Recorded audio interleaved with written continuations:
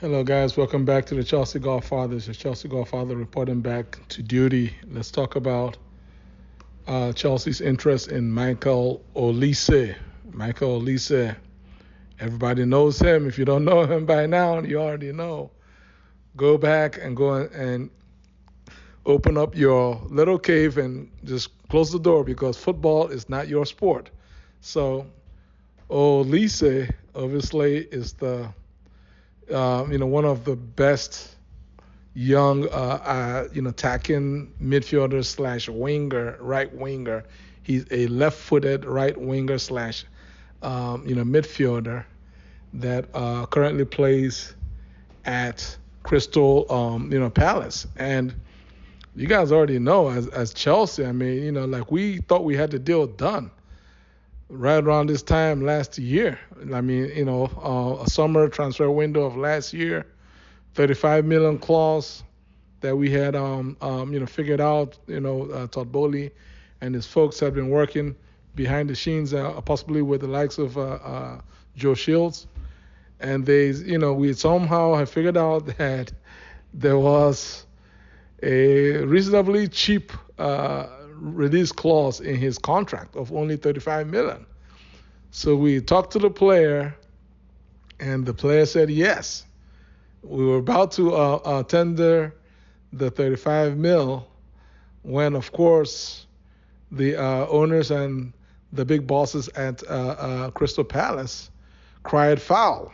They cried foul, threatened to, report us, to report Chelsea for some kind of tampering and so on and so forth. And that's how our Michael Olise to Chelsea done deal. It was almost a done deal last summer for 35 mil. It collapsed. It just collapsed and fell apart.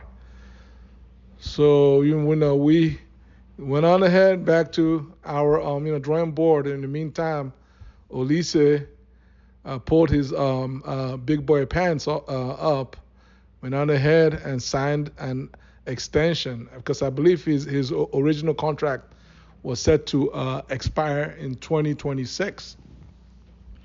So he went on ahead and added another extension. I believe he may have added another a couple more years to his contract, which then gave him like another 4 year of life. And then, but the most important aspect of what actually transpired is the fact that Crystal Palace then inserted an increased release clause in Olise's contract, and that amount is somewhere in the region of 60 million pounds based on numerous reports. So it's 60 million. I mean, 60 million is almost twice as much as 35. But 60 million is just about what we paid for Cucurella. So, and again, all we've done is watch Olise go from strength to strength last season, right? I mean, obviously, he had the injury that he had picked up during the Euros under 21 tournament, and that kept him out for, I think, at least half of the season. I did not watch a lot of Crystal Palace games, but I was kind of monitoring Olise because he was just about a Chelsea player. It was almost the deal was basically done. A verbal agreement was reached. It was reached. We're about to basically slap the 35 million on the table when the deal fell apart. So I had him at the back of my mind, and I'm aware that he was out for most of the season. Mostly due to that injury. I believe he came back sometime around December of last year.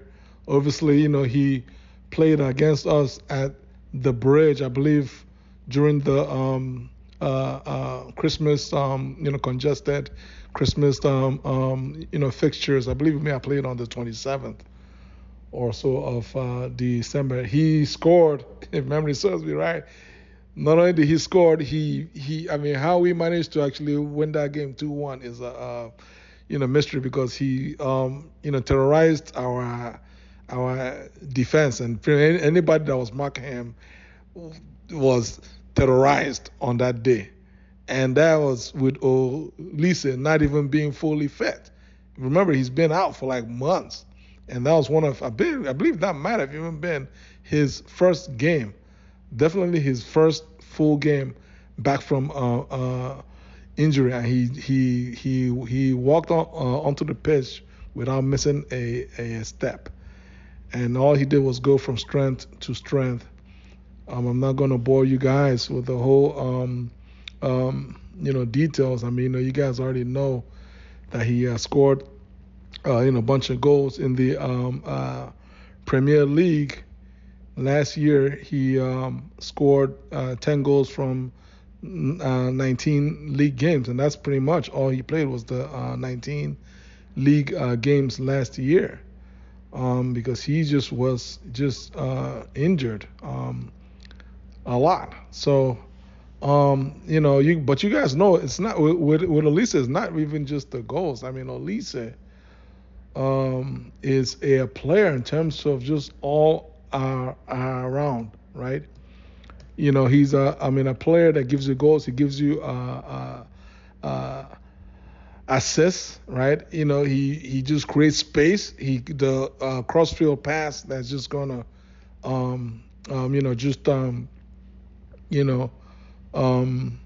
that's just gonna open up the field for other players to flourish. I mean, Olise is a difference maker. I mean, it's just as simple as that. Michael Olise is a difference maker, and so that's one of the main reasons. If we have him in our team for next season, I mean, you guys already know that it's going to elevate us, and we have a lot of players. So in terms of being concerned about his injury record and whatnot, again, we're going to be playing over 60 games. I expect Maresca to rotate these players, especially with consideration of making sure that our players stay fit. There's no point in a world-class player being a world-class player like Reece James, but not being able to play, but for only 10 games or even less for the whole season. I mean, that doesn't help us. It's better for like a Reece James, Michael Olise, to play 35, to be available for the whole season and give us 30, 35, no more than 40 games strong for the whole season. I mean, that will help us to actually achieve our goals. So let's keep our fingers crossed on the Michael Olise. You guys already know, Joe Shields is also, pushing this deal. Olise is actually, one of us, right? He grew up in Chelsea's academy. I mean, he was at Chelsea's youth team for quite some time.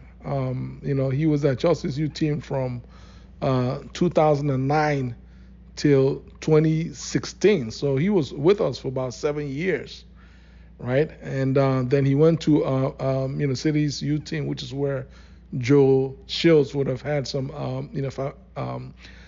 familiarity with him, and he spent about a year there. Then he went to Reading's youth team for a few years before graduating to Reading's first team, and then from then Crystal Palace then bought him from Reading for a price of right around £8 million.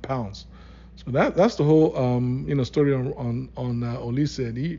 We already know him, and you guys know that we've been tracking. We've always wanted him, and so let's keep our fingers crossed that this deal is going to be done this summer. I mean, especially considering that